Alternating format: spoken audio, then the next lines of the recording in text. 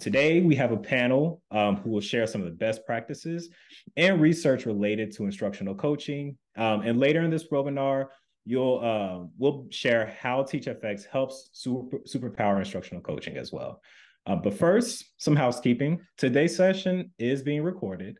And after this, we'll share out a link so that way you can all view this at your leisure. And be sure to stay on for Q&A at the end of the session, just in case you have any questions that come up as we do the session. And now we're going to start by introducing ourselves, but we'd also like you to introduce yourself as well. So in the chat, if you can, drop your name, your school, or your district, and your role. And if you are a current TeachFX partner, let us know. And we'll take a few seconds to do that. And I'll start by introducing myself. All right. My name is Bruce Herring. I am a former math and science teacher and also a math and science instructional coach as well. I'm excited about this webinar because as an instructional coach and somebody who's just really excited about growing teachers and coaching teachers, this topic just brings me so much life. In my experience, the one thing that has definitely just been able to carry me and just to push me to make teachers grow is just to see, like, and the work is just to see teachers grow and just to see those moments where things click and they get it. And ultimately, what I just love and appreciate about this opportunity is to be able to share best practices from one instructional coach to the other, and also just to hear some research behind it.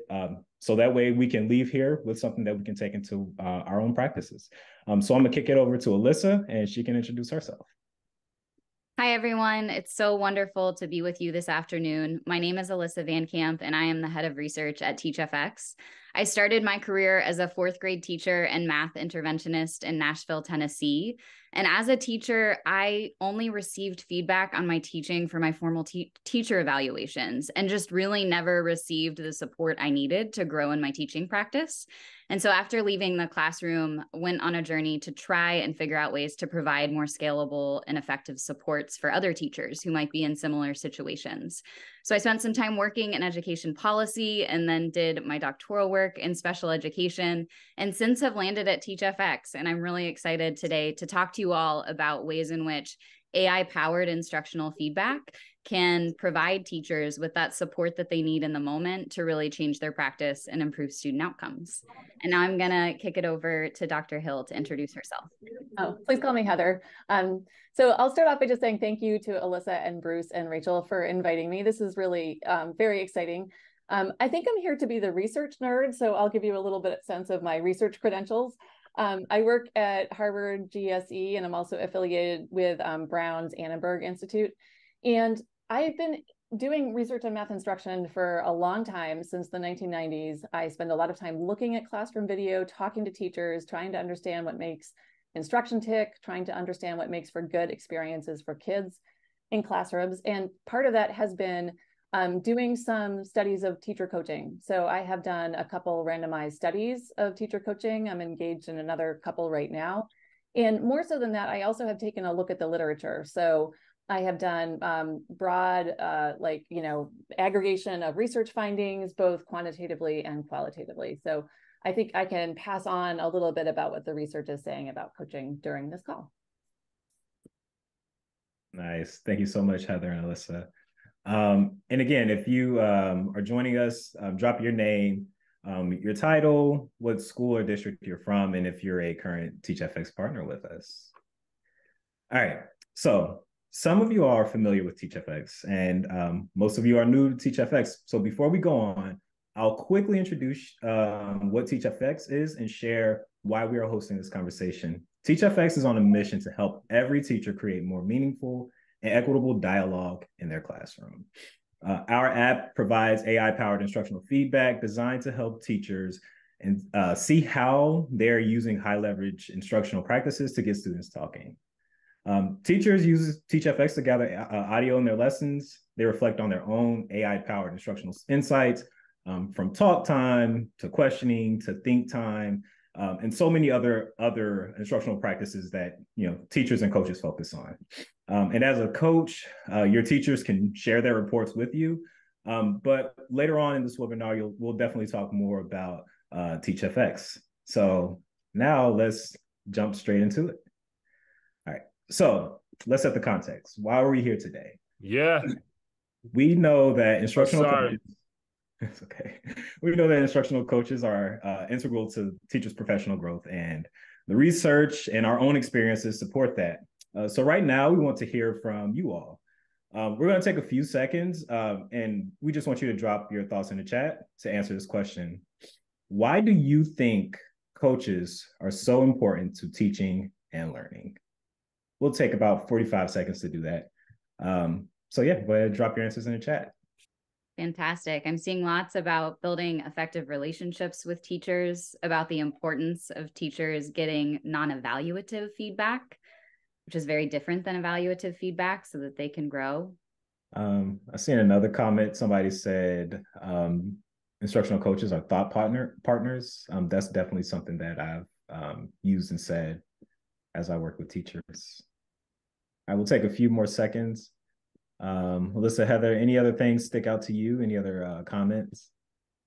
One thing that really resonates with me in my work with teachers, I've always found that the most effective and fastest way to change outcomes for kids is to change teacher practice. And I'm seeing lots of comments about ways that coaching can really be effective in changing outcomes for students.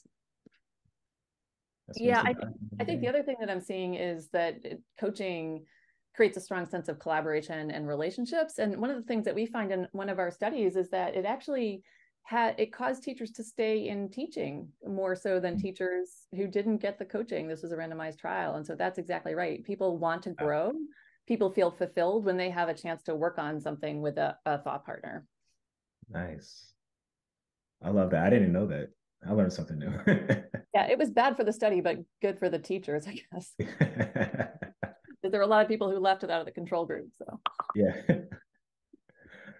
All right. Thank you all for sharing. So many great comments. But I'm gonna go ahead and jump into the next slide for us. There we go. Thanks, Bruce. No problem. Thank you all again. There were so many great comments in the chat about why instructional coaching is so powerful in helping teachers grow. And I'm going to start our conversation today by sharing some of the research that really validates some of the ideas you all were sharing in the chat with us. This study that we're highlighting a quote from is from TNTP, and it highlights how challenging it can be to improve teaching practice when you're a teacher. And this certainly resonates with me from my experience as a teacher as well. I'll read the quote here. Research suggests that getting better at teaching is a lot like getting into better physical shape. It's a task that's difficult, highly individualized, and resistant to shortcuts. In this study, TNTP was trying to identify what works best to help teachers improve and change their practice. And they found that there are almost no clear patterns about what really helps teachers grow, except for one. And that's that teachers who do receive objective and regular coaching show consistent improvements in their teaching practice over time. They're more open to pursuing improvements in their practice. They're more likely to show improvements regardless of where they're at in their career. And we find that teachers who have access to regular coaching grow their confidence in their teaching abilities and improve student engagement in their classrooms. And another recent study from Digital Promise confirms these findings. Heather, I'd love to hear from you about why instructional coaching has been such a big focus of your career and research, and what key things you've learned over time. Yeah, so I got maybe 5 years ago, I got interested in, what we know across the board in research about how to improve instruction, improve experiences for kids in classrooms, and improve their outcomes. Ideally, not only academic outcomes, but also feelings of belonging and well-being in classrooms. And coaching came up as one of the most promising activities that teachers and schools can engage in. Matt Kraft and David Blazer did a really lovely review of studies where they found really large increases, I think on the order of 20 percentile points in instructional quality for teachers who had access to coaching, and also increased students' achievement by about 7 percentile points. So focused intensive coaching can be really effective in improving what happens in classrooms. And a lot of this does come down to two things, I think. One is probably having that thought partner to sit down with, and that thought partner is going to come back in a couple of weeks. And so it's not a one-shot kind of like, you learn something and then you sort of course, you're in the midst of 20 other things and you can put it away. It stays at the forefront of your mind. And then secondly, it's highly individualized. So the program that we've developed at Harvard is very focused on what the teacher would like to do. And it's also very focused on the coach helping the teacher identify areas of need and then working on those. So. Nice. Thanks for that. Thanks to both Alyssa and Heather for just sharing that perspective. All right. All right. So we know from research, and Heather started to allude to, that instructional coaching just flat out is effective. But instructional coaching is hard. We can all agree with that. It can be hard to get teachers to participate in coaching. Even when they do, it can be hard to just get them open to accepting constructive feedback. And that leads to have problems of, creating a growth mindset. And we know also that instructional coaches are spread thin. Many instructional coaches also teach classes and handle other responsibilities inside the school. So of course, plenty of challenges. So in today's session, we're going to explore how AI-generated instructional feedback can supercharge the impact of instructional coaching on teacher practice. Heather, Bruce, and I are going to pull from research and also from our direct experiences working with teachers ourselves to help you engage teachers in instructional coaching, even if they might be hesitant to get involved, how to connect and build trust with teachers, and how to superpower instructional coaching by using classroom-level data that can empower you to make the most of every coaching moment you have with the teachers you're working with. Finally, we'll give you a chance to see how TeachFX's AI-powered instructional feedback can help teachers gather instructional data that enhances coaching cycles and illuminates the impact of changes in teaching practice from that coaching. We'll also take a deep dive into each of these topics as we move through our conversation today. Awesome. Thanks for that, Alyssa. Of course, before we can even think about helping build the relationships that make coaching effective, or how using classroom level data can help, we need for our teachers to participate in instructional coaching. So there's two questions that we need to think about. How do we engage teachers to participate in coaching? And how do we get them to see the importance of coaching? So for me, as an instructional coach, I always found it to be my job to make school-wide instructional goals and high-level instructional visions make sense for my teachers. Teachers need to know the why behind what we're doing. In this case, we're talking about giving and receiving feedback. They want to know, what rubrics are we using? How do those rubrics help them grow? Even simple things as how often should I be expected to be coaching? Is this a formal evaluation, informal evaluation, or just the structure of a coaching meeting? What do we do when we meet? And, what do I walk away after we meet? So once they actually see the why, then we can start to jump into the how. So coaching needs to be coherent. Heather, I have a question. How important is it that teachers see how coaching fits into the overall instructional goals for their school? Yeah, so I will tell you that every study that says this professional development didn't work, the reason is almost always that the professional development didn't fit into the goals of the school. And so if you keep reading in that, like why things didn't work section of the paper, it's almost always either leadership wasn't on board, the leadership wasn't aware, teachers felt like they were doing many different things, and this was just one of 10 things that they were being asked to do. And this is true also of the coaching. There's a few studies that explicitly say this coaching program worked in schools where principals got on board and messaged and helped the coach do their work, and didn't work in the schools where that was not the case. So super important. Nice. Thanks for that. Yeah. It has to be aligned. So many times we've seen PD where it doesn't make any sense about like what we're doing inside of the school building. Thanks for sharing that. So the next thing that we see on the screen is that coaching needs to be personalized. So Alyssa, what have you seen that works to personalize coaching to meet each teacher's unique needs? Yeah, Bruce, I think this is super essential. In my work with teachers, I think one of the most important starting points in establishing a good coaching relationship is really making sure that the support that I'm providing is really grounded in the unique pain points that that teacher is experiencing in that moment in their classroom. Without using those coaching moments to really address those really big pressing challenges that teachers are facing, I find that sometimes it can be hard to get buy-in or help teachers feel motivated to really engage fully in the coaching process.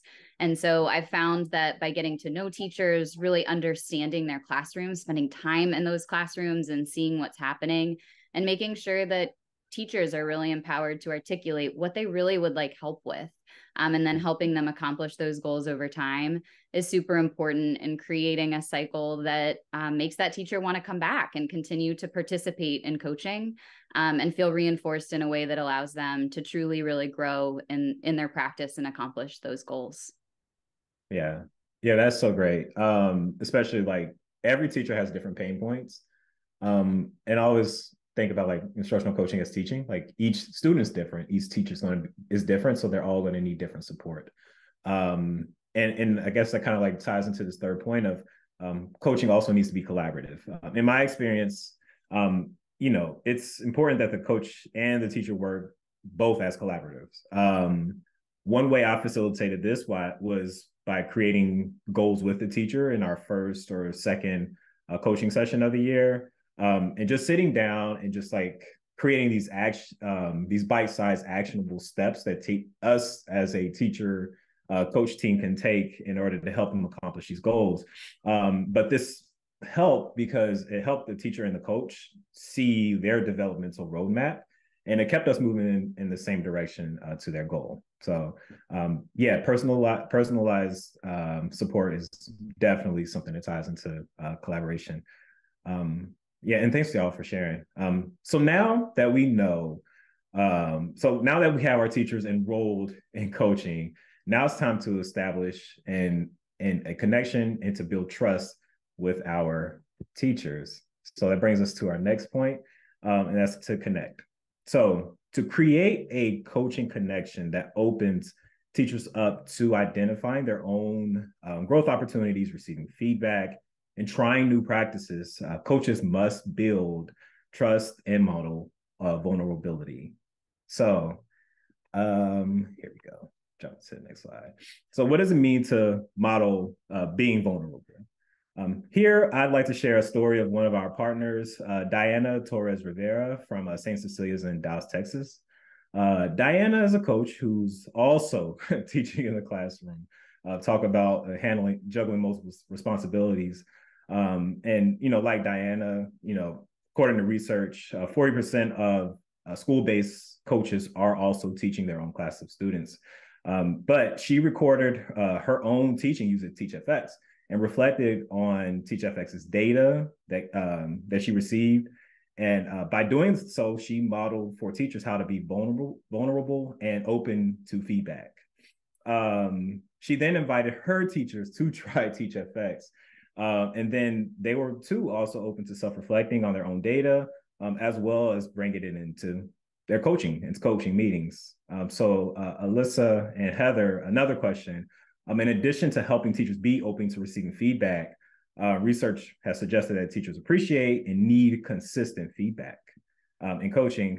Can you all expand on this and just tell us about some of the findings there? Alyssa, you want to go first? Jump in, Heather. You're all good. Oh, okay. I think that, so this is actually literature that's broader than just coaching, but that humans really like routines and consistency. I think we all understand that at some root level. And so having,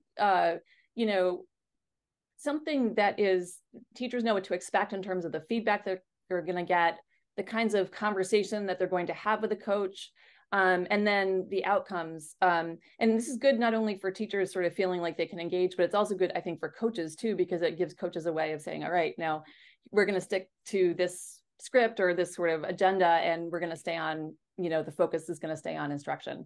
And so when we do this, we actually, on our projects, we really strongly specify some of those conversational routines to involve like reflection, agency, planning, using a rubric to sort of analyze your own practice. And so that is the kind of thing that we just do over and over with teachers. And it seems to have an impact on how they are able to improve student outcomes. Sorry, my video is a little iffy. Alyssa, you want to take it? Yeah, thanks so much, Heather. Building on some of Heather's points about how important it is for feedback to teachers to be consistent, for it to be something that happens regularly and that fits into a routine and is predictable. We know it's also super important to acknowledge that it is really hard as an instructional coach or school-based staff member who's supporting teachers to be that consistent in providing that kind of feedback to teachers. And research really validates this. A recent study from Digital Promise finds that the more time a teacher spends with a coach, the more effective the coaching is. But we also know from our partners and also from larger, more general research that coaches are spread really thin. They're often juggling multiple roles, like Bruce was talking about. They may be a classroom teacher themselves. They may be an interventionist working directly with students in other capacities. And they're often supporting large caseloads of teachers at one time. And so while more than half of the teachers who find coaching really valuable meet with their coaches at least biweekly, the reality is that fewer than half of teachers are actually able to meet with their coach that frequently because of the challenges that we're highlighting here. And so we know that while consistency is really important, it can be really challenging to execute on as an instructional coach in a school. Yes. Oh my gosh, so much to do. So we know coaches are asked to do a lot for a lot of teachers with very little time. I'm gonna kick it over to you, Alyssa. All right. So far we've talked about what we know. We know that effective coaching requires teachers to engage in the coaching process. It requires coaches to build trust and connection with the teachers that they're working with. And it requires teachers to receive feedback that's frequent and that's effective enough to help them change their teaching practice over time. We also know that while research shows that coaching and feedback together are a reliable way to help teachers improve, that teachers need and appreciate that feedback, we also know that the feedback they receive can feel subjective or evaluative, and that for many teachers, feedback is received rarely, if ever. As an example, when I was a fourth grade teacher in Nashville, Tennessee, the only time I had someone else observe my teaching and give me feedback was for my formal teacher evaluation. And even then, the feedback I received really wasn't specific enough for me to understand how I could use that information to grow my teaching practice, and was not timely enough for me to really understand how to support the students who were in my classroom that year. And so this is where AI-generated instructional feedback comes in. This type of feedback allows teachers to gather their own feedback when and as often as they would like it. And teachers also know that this feedback is objective. It's not evaluative because it's powered by AI, and it's not an observer's subjective viewpoint on their instruction. So at TeachFX, we're putting AI-powered instructional feedback in the hands of teachers and coaches. And here is what that looks like and why that matters. AI-powered instructional feedback is non-evaluative, it's objective, and teachers lead that feedback themselves. Heather, I'd love to hear from you about what your research has found about what qualities really make feedback effective in changing teacher practice. Yeah, so let's see. Sorry. I think that the qualities of feedback are things that you've already talked quite a bit about. So, that it's given by somebody who is trusted, I think is the first one. And it is not evaluative. It is, as you said, in this particular case with the AI feedback, it's pretty objective. I think that the other pieces that I would say are, first, the focus remains on instruction. And that's a huge piece of the AI feedback that you all have designed. I think we've contributed a couple measures. And so we ask, for instance, and one of the things that you measure now is the extent to which teachers take up student contributions in math and science classrooms, which is just at the core of instruction. And the cool thing about the AI feedback is that information is available to anyone who's using it, coaches, teachers, whomever. I think the third thing is just a sort of improvement mindset on the part of teachers and coaches. And so one of the things that we do in our own program is a really kind of scaffolded lesson planning process. So we're saying, okay, so you're working on taking up student contributions. Let's look at your next lesson. Let's think about how you can integrate that into your next lesson. So that process is actually also scaffolded by some of the AI feedback, because you can actually look at the next lesson and say, oh, wow, like that was pretty amazing. Like you improved on that by quite a bit. And some of the studies that we've been doing in partnership with TeachFX show that teachers actually do improve when they get that kind of feedback and they continue to record themselves. Fantastic. Thank you so much, Heather. And I'll emphasize that anecdotally, we hear frequently from coaches who are using TeachFX the kinds of things that Heather just shared. We hear that having objective AI-generated feedback can really change the coaching process and the conversation that happens between coaches and teachers. We hear that when coaches and teachers are actually sitting on the same side of the table together, looking at the same classroom level data, the conversation changes. It changes from, this is what I saw in your classroom, and instead it's, this is what I saw in my classroom, and this is what I'd like you to help me with as my coach. And of course, we've heard all too often of coaches sitting back in the back of the classroom, furiously trying to write down every single thing that happens, trying to capture every question a teacher asks, or using your phones to try and keep track of talk time. But the beautiful thing is that our app can do that automatically for you. In a moment when coaches are spread so thin and your role is so challenging, AI-powered instructional feedback truly can superpower the impact each coach can have on teaching practice. So now let's hear from one coach. I was not in the classroom when TeachFX was a thing. I think it's awesome. I have done video in the past with lessons, and so I feel like TeachFX can give you that same idea without having that jarring of like, oh my gosh, I'm now on camera. I think the reports make it feel safe. I think it's easy to use, but it's also just such a great reflection tool that sometimes it's hard to know what you even think you might want to focus on. You might go into that thinking, oh, I'm going to focus on this, or I want to improve on blah. Seeing it in the TeachFX report would be so powerful, because it might let you see, oh gosh, I really thought I was giving students all this time to think and process, and I wasn't. I was giving them like, a second or 2 seconds.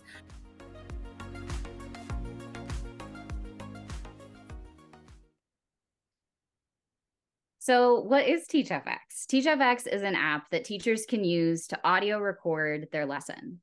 And then TeachFX uses AI to automatically analyze that classroom audio and produces feedback and insights that teachers can use to reflect and grow and improve their practice. Once a teacher records with TeachFX, they receive an email letting them know that their report is ready. And when they open their report, they see a snapshot of their lesson, which includes a summary and insights into student and teacher talk time and the questions that they asked in that lesson. Next, the report highlights meaningful moments of classroom conversation that teachers can actually listen back to and hear what happened during that moment. These are usually moments when there's powerful student talk happening, or when teachers are using high leverage instructional practices that are promoting great moments of student engagement. Then teachers can take a deeper dive into their data with insights about specific high leverage instructional practices that are supporting their students. This includes insights about student talk time, teacher talk time, questioning patterns, word clouds, instances of wait time, and much more. So as a coach, here's how you could possibly use TeachFX in conversations with your teachers. After a teacher TeachFXs their lesson, they can actually share the report with you in TeachFX. Then you can actually reflect on that data in the report during your next coaching session, having a conversation with teachers where you set goals for changes in their teaching practice, provide suggestions for how to support teacher growth, and highlight really great moments where students had opportunities to talk and engage in your classroom. Importantly, we found that the more teachers use TeachFX, the more their student talk increases. So we know that when teachers use TeachFX, it works.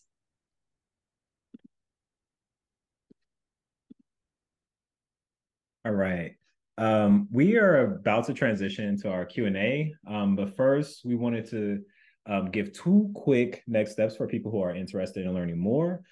For those of you who are new to TeachFX and curious about what a partnership might look like for your school or district, we'd love to chat with you.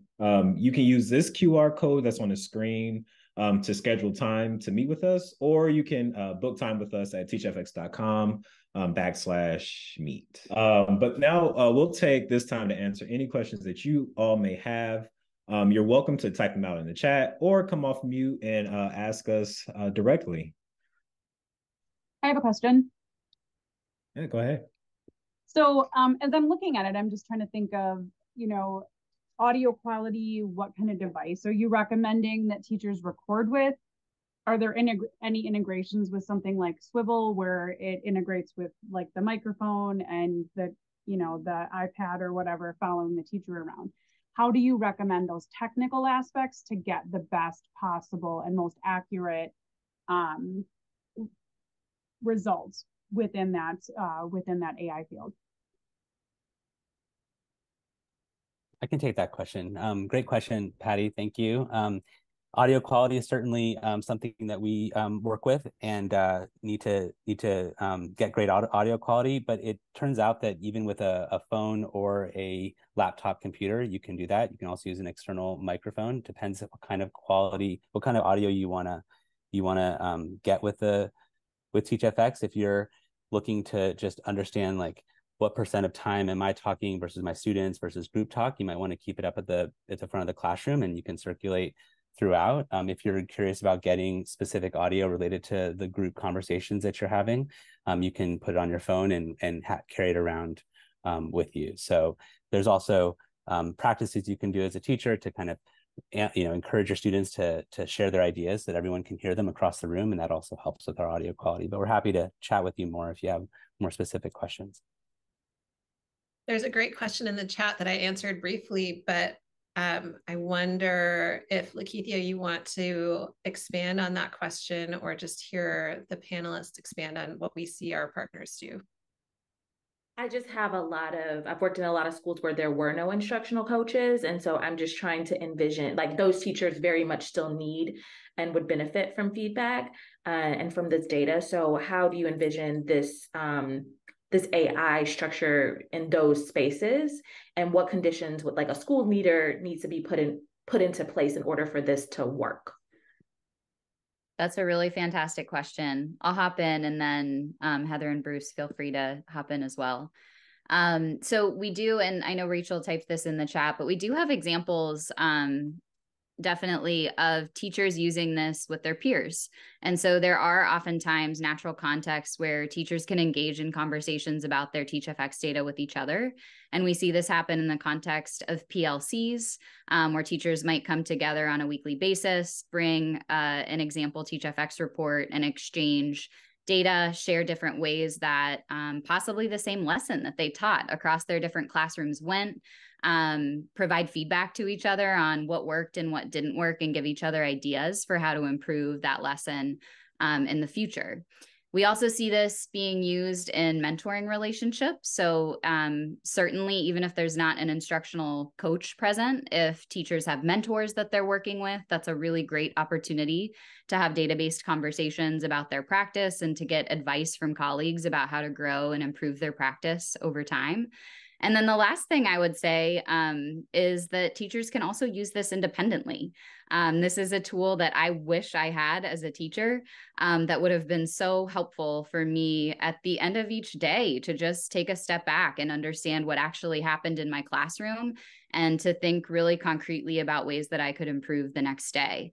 And so even in contexts where maybe those PLC structures or mentoring structures are not in place, or where there are not instructional coaching supports, I think there are really great opportunities for teachers to use these data on their own.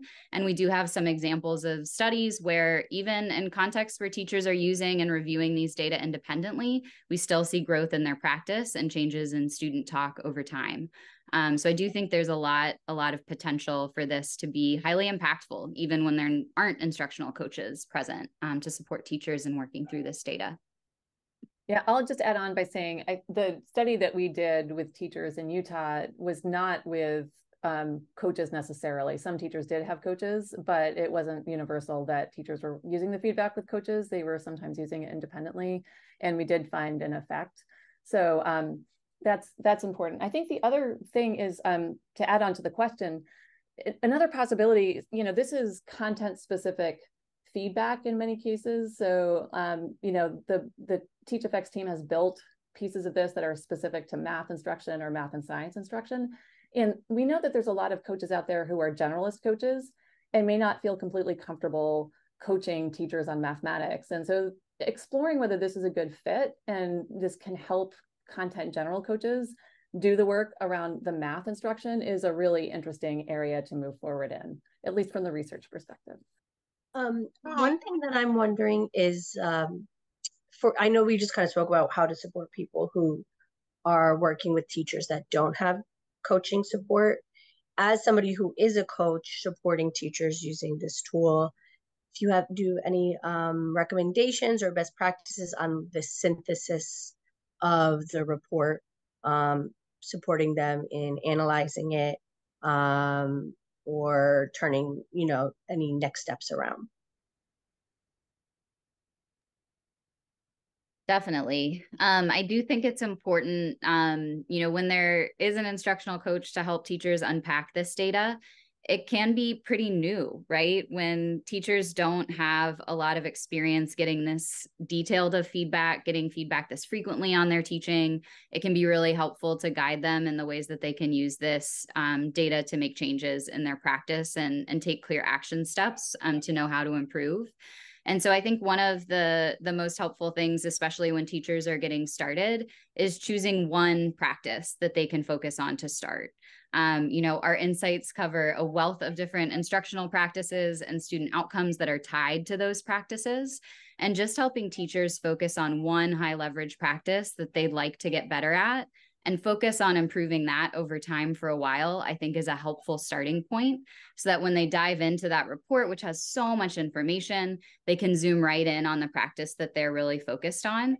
And then over time, as they grow in that practice and really start mastering it, expanding and moving them to other practices that they could grow on as well, I think can be a really helpful way to move through that report with them.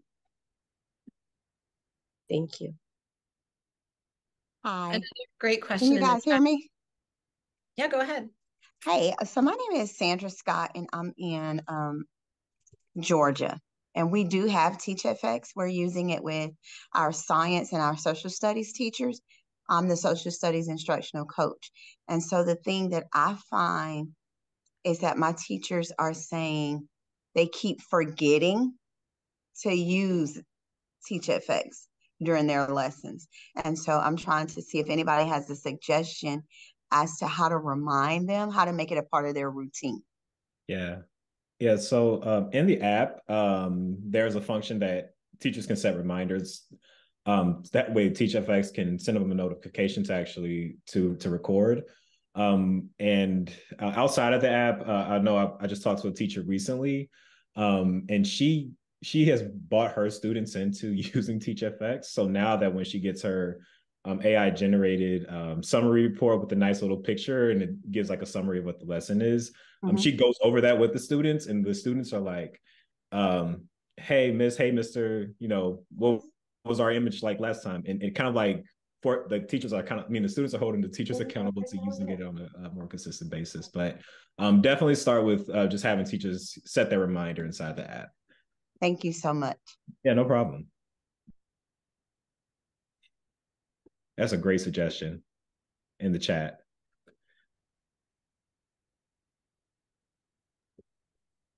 Can the reports, or can the, I heard you talking about customized, practices, teaching practices that you have the teachers work on. Can that be customized?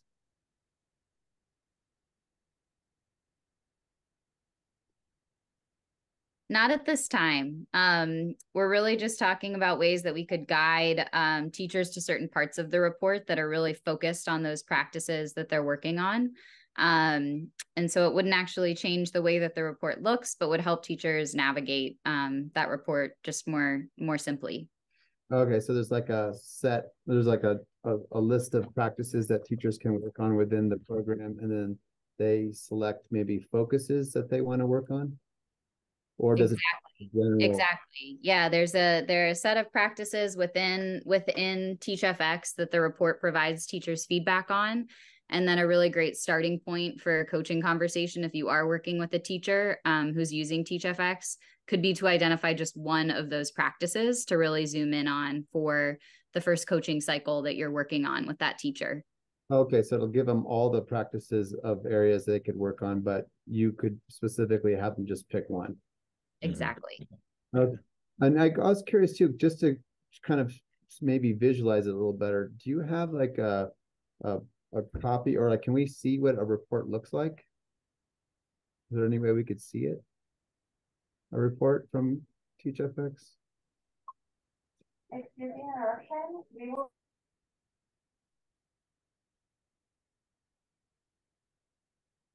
Bruce, do you want to share your screen and walk through a report, or I can also open one up?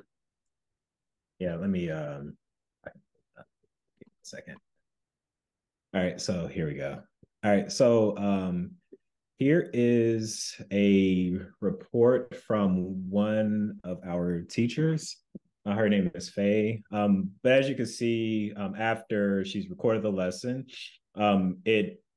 TeachFX automatically uploads all the data in the lesson to their app. So the first thing that the teacher is going to see is their lesson summary. So here it'll give you this nice nifty image that just kind of compiles all the conversation that happened inside the classroom and just summarizes what happened visually. And teachers have loved this, students have loved this, and they really make, really try to, make it a habit just to kind of like go over these every single day. But then the lesson summary just gives you a brief summary of what you actually taught that day, and gives you some high level data of how much student talk happened, group talk happened, how many questions that you asked. And from there, right below, you can see like the distribution of student talk to teacher talk to silence to group talk. Once you do that, you can, after you see that, you can click on the next button, and then it'll take you into very specific moments during the lesson where students were asking questions, that the conversation was really rich.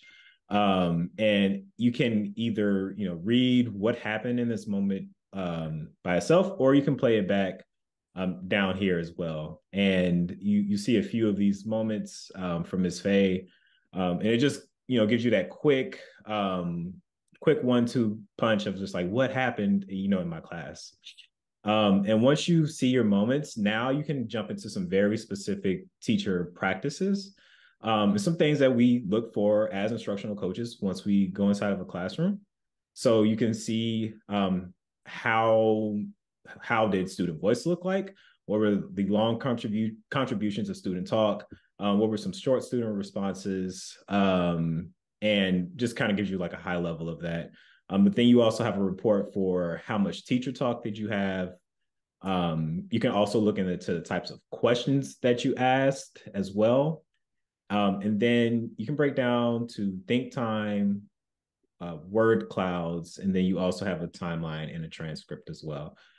So you have quite a bit inside of this report. And like Alyssa said, some of these very specific teacher practices that TeachFX collects data on, just to make the coaching cycle a lot easier, just pick one of those things and just work on that and setting a goal for that for your specific teachers. Did that help? I was going to add on one thing, which is like TeachFX has all this fancy AI powered feedback, but one of the things that the coaches I talk to find to be the most useful are those bits of the transcripts, because teachers can see what they were doing. They can see, wow, that was like, I got that kid talking. How did I get that kid talking?